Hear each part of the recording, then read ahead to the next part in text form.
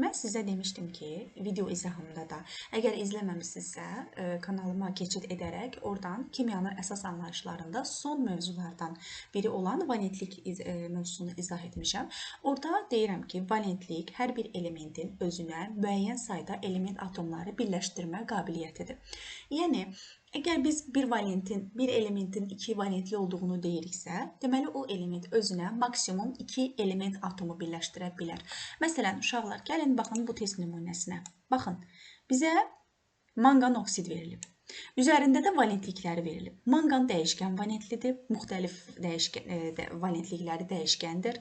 Yəni 7 valentli, 5 valentli, 3 valentli nümunələri var. Oksigen isə yalnız 2 valentlik göstərir. Təbii ki, istisna halı da mən video izahımda qeyd etmişəm. Keçid edib baxa bilərsiniz. Oksigen əsasən bir çox birləşmələrdə, əksər birləşmələrdə 2 valentlik göstərir. O deməkdir ki, oksigen özünə yalnız 2 manqan atomu birləşdirə bilər. Həmçinin manqan da özünə 7 oksigen atomu birləşdirə bilər. Bu deməkdir ki, baxın, bunu çarpaz şəkildə də düşünə bilərik. Yəni 2-nin çarpazını gəlib manqanın indeksinə yazırıq. 2, deməli, gəlin silim sizə daha aydın olsun. Deməli, 2-nin çarpaz şəkildə indeksinə yazırıq manqanın, 7-ni də oksigenin indeksinə çarpaz şəkildə yazırıq. Deməli, bizim bu valentliyə əsasən formulumuz manqan 2O7 olacaq. Daha sonra ikinci test nümunəmizə baxaq. Yenə formul verilib, dəmir, oksid. Dəmirin üzərində valentliyi, oksigenin də üzərində valentliyi qeyd olunub. Bunu çarpaz şəkildə biz necə yazırıq? Deməli, oksigen özünə 2, dəmir atomu birləşdirir. Deməli, dəmir isə özünə 3 oksigen atomu birləşdirir. Eyni zamanda biz valentlikləri kovalent rabitələrin sayı ilə də müəyyən edə bilirdik. Onu da mən video izahımda qeyd etmişəm, bildirmişəm. Deməli, karbon atomu, baxın, bu açıq quruluşdur. Yəni, bu əslində karbon, oksigen 2-nin deməli formuludur. Və o formulu açıq şəkildə bu şəkildə veriblər. Yəni, burada oksigen 2 valentlidir və biz əslində burada deyə bilmərik ki, karbon özünə 2 oksigen atomu birləşdirir. Çünki oksigenin də valentliyi 2-dir və əslində burada 2 burada olmalıydı. Baxın, belə olmalıydı, bu şəkildə çarpaz. Ancaq bu formulu biz necə tapırıq? Gəlin bir də yazım. Karbon, oksigen 2. Deməli, biz dedik ki, valenti 2-dir oksigenin, amma karbonun neçə valentli olduğunu bilmirik. Və bunu bərabər eləyirik 0-a. Yəni, ümumi valentliklərin cəmi 0-dır. Niyə görə? Çünki bunu əsasən oksidləşmə dərəcəsinə əsasən götürürlər ki, birinci element müsbət, ikinci element isə mənfi oksidləşmə dərəcəsi göstərir əksər hallarda. Ona görə biz deyirik ki, deməli, karbon X çıxılsın. Baxın, oksigen deməli, özündən sonra gələn elementlərdə mənfi oksidləşmə dərəcəsi göstərir. 2 vururuq indeksindəki 2-yə 4 bərabərdir 0. X bərabərdir 4-ə. Deməli, CO2 birləşməsində deməli, CO2 birləşməsində bu 2-dir. Bu da 4-dür. Normal olaraq, əgər bu 2-ni silsək, bizdən desə ki, karbon onun deməli, formulunu yaz. Biz necə eləyəcəyik? 2-ni yazacağıq bura çarpaz olaraq. 4-ü yazacağıq oksigenin altına, yəni indeksinə. İxtisar gedəcək hər ikisi 2, 4 qala bilməz. İxtisar gedəcək 2-yə, CO2 bölünəcək 2-yə 1, 1 heç nə yazılmır. Oksigenin də 4-ü bölünəcək 2-yə 2. Olacaq CO2. Deməli, bu birləşmədə əslində bu qədər uzun şəkildə yazmağımın səbəbi bu birləşmələrin valentliklərinin necə tapıldığını sizə izah etmək idi. Deməli, bu birləşmədə biz valentliyi yalnız bu rabitələrin sayı ilə təyin edə bilərik. Deməli, karbon özünə sağda 2 dənə rabitə ilə oksigeni birləşdirib, solda 2 dənə rabitə ilə oksigeni birləşdirib. 2 dənə buradadır, 2 dənə buradadır. Cəmi 4. Deməli, burada karbonun valentliyi 4-dür və biz burada da həqiqətən də karbonun 4 valentli olduğunu təyin etmişdik. Yəni, bu açıq quruluşda daha asandır, rabitələrin sayı ilə müəyyən etmək. Qapalı quruluşda da bu şəkildə tapırıq. Daha sonra 4-cü sualımıza baxsaq, birləşmədə kükürt neçə valentlidir deyir bizə. Yenə, açıq quruluş olduğu üçün biz rabitələrin, kükürdün, baxın, kükürt budur, rabitələr kənarında ona birləşən, deməli, rabitələrin, element atomlarının neçə rabitə ilə birləşdiyini tapmaqla biz həmin o kükürdün neçə valentli olduğunu təyin edə bilərik. Deməli, kükürdün sağ tərəfində 2 dənə oksigen burada, 2 dənə oksigen burada özünə 2 rabitə ilə birləşdirib, 2, 2, 4. Sol tərəfdə 1 dənə oksigen özünə birləşdirib, 1. Yenə burada da 1. 1, 1, 2, 2. 2 dənə 2 burada 4, bu da 6. Daha sonra 5-ci sualımızda deyir ki, hansı birləşmədə kükürt 4 valentlidir? Baxın uşaqlar, əslində bunları bilmək üçün, bu test nümunələrini bilmək üçün biz elementlərin deməli, valentliklərini bilməliyik. Əgər valentliklərini bilmiriksə, indekslərindən də tapa bilərik. Baxın, dəmir 2s3. Dəmir bilirik ki, birləşmələrdə 2 və 3 valentli göstərir. Əgər burada ona çarpaz şəkildə burada 3 yazılıbsa, deməli dəmir 3 valentli göstərir. Bu 3 valentli göstərirsə, kükürt də əgər onun çarpazıdırsa, deməli burada da kükürt 2 valentlidir. Bizdən isə 4 valentli olmağını istəyir. Y variantı səhvdir. Daha sonra kalsium birləşmələrdə 2 valentli göstərir. Baxın, 2 valentli belə göstərdiyinə görə bura 2. Yazırıq, təxəyyülümüzdə bunu 2 düşünürük. Əgər görürüksə ki, kalsium S-in aşağısında heç nə yazılmayıb, deməli bu 2-dirsə, bu da 2 olmalıdır ki, bunların aşağısı hər ikisi 2-yə bölünsün və heç nə yazılmasın, yəni 1 olaraq qalsın. Ona görə də, deməli bu 2-dirsə, kalsiumun da aşağısında 2 olduğunu təyin etdikdən sonra çarpaz şəkildə biz kükürdə də 2 yazırıq. Yəni burada da kükürdün valenti 2-dir. Bizə isə 4 valentli olmağı lazımdır variant. Daha sonra oksigenin valentliyini bilirik 2-dir. Kükürdün isə valentliyini bilmirik, x-dir. X-i tapırıq ki, deməli, x burada 6 valentlidir. Niyə görə? Çünki yenə yuxarıda qeyd etdiyim qayda x-dan çıxırıq 6-nı, yəni buradakı oksigenin 2 valentliyini vururuq indeksindəki 3-ə, bərabər eləyirik 0-a. X-i da buradan tapırıq 6.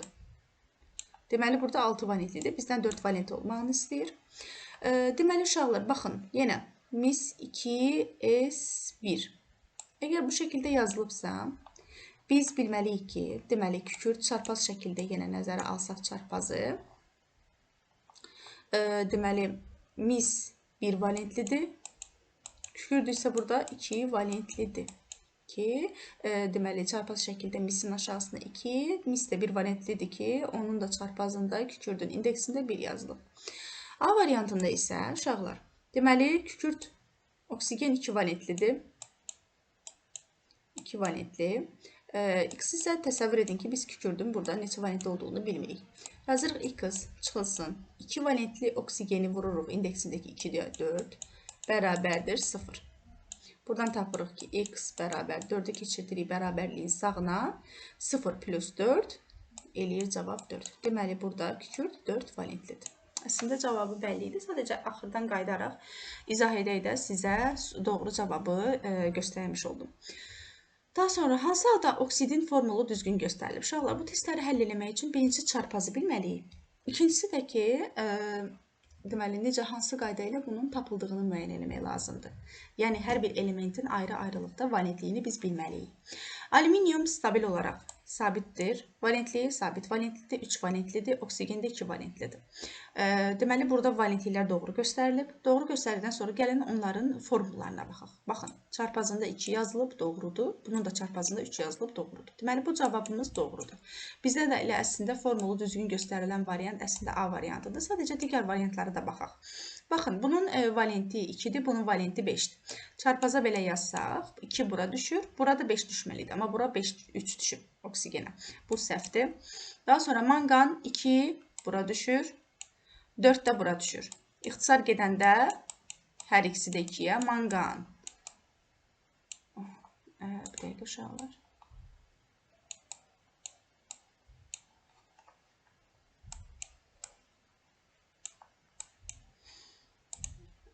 Deməli, baxın, yazırıq manqan. Hər ikisi də bu 2-dir, bu da 4-dür. Hər ikisi də 2-yə ixtisar gedir. Manqan aşağısına içinə yazılmır ki, 2-yə bölündükdə 1. Oksigen isə 4-ü 2-yə böldükdə 2 qalır. Deməli, manqan O2. Daha sonra D variantına baxsaq, deməli, natrium oksid. Natrium peroksiddir bu əslində. Bunu da mən orada izah eləmişəm ki, oksigenli birləşmələr, peroksidlər, daha sonra digər deməli oksid olmayan birləşmələr əmələ gətirir. Deməli natrium 1 valentlidir, oksigen isə 2 valentlidir. Çarpazda yazsaq, bura 2 düşməli idi, burada 1 düşməli idi. Yəni belə olmalı idi formulu. Natrium 2O. Bu da səhvdir. Sonra maqnezium oksid. Baxın. Maqneziumun valenti 2-dir. Doğru şəkildə əslində bura yazılıb 2, düzdür. Amma oksigen burada 2 yazılmalı idi. Yəni belə olmalı idi. Maqnezium oksid. Yəni bu da 2 olduğu üçün, bu da 2 olduğu üçün hər ikisi 2-yə bölünüb bu deməli formulda olmalı idi. Deməli düzgün göstərilən variant A variantıdır. Daha sonra hansı metal birləşmələrdə 1 valentlidir? Ümumiyyətlə bilməliyik ki, dəmirdə dəyişkən valentlidir. Dəyişkən valentli elementləri buradan bir dənə dəmirdə çıxartdıq. Yerdə qaldı digər sabit valentli elementlərimiz. Bilməliyik ki, kalsium və maqnezium 2 valentlilik göstərir. Alüminium 3 valentli, natrium isə 1 valentlilik göstərir. Yenə 15-ci test nümunəmizə baxsaq.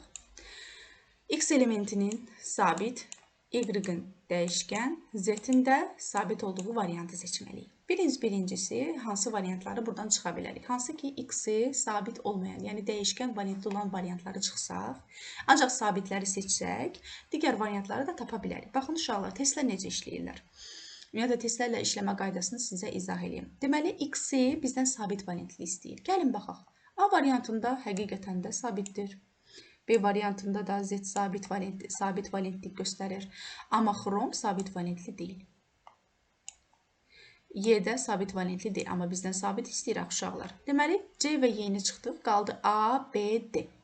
A, B, D-də X-i tapdıq ki, X-lar düz göstərilir. Gəlin Y variantına, Y-dəki elementə baxaq. Bizdən dəyişkən olmağını istəyir. Zink dəyişkən deyil. Deməli, bu variantı çıxdıq. Burada xrom dəyişkəndir, maqnezium da dəyişkən deyil. Baxın, heç Z-də çatmamış, biz artıq doğru variantımızı təyin etmiş olduq. Yəni, variantlarla işləyərək ardıcıl şəkildə biz bu dəyişikliyi, yəni bu variantlarla işləməyimizi üzərində nə qədər çox işləsək, o qədər tez variantları tapa bilərik. Daha sonra yenə, əgər doğruluğunu yoxlamaq istəyiriksə bir daha, Z elementinə baxırıq. Z elementlərində bizdən sabit valentli olmağını istəyir. Həqiqətən də maqnezium sabit valentlidir. Deməli, bizim doğru cavabımız burada B variantıdır. Yenə eyni qayda ilə biz 16-cı test nümunəmizə baxsaq, X elementinin dəyişkən, Y elementinin sabit, Z elementinin isə dəyişkən olmağını istəyir. Biz də baxırıq X elementinin dəyişkən olduğu variantlara.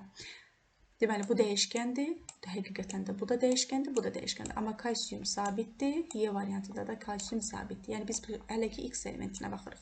Deməli, X elementinin əsasən ABC variantları doğrudur. Gəlin, Y elementinə baxaq. Y elementində sabit valentli olmağını istəyir. Dəmir sabit valentli deyil, fosfor da sabit valentli deyil. Baxın, uşaqlar, yenə eyni qayda ilə. Biz artıq X ilə Y-ı tapmaqla, Z-i tapmadan belə biz doğru variantımızı təyin etmiş olduq.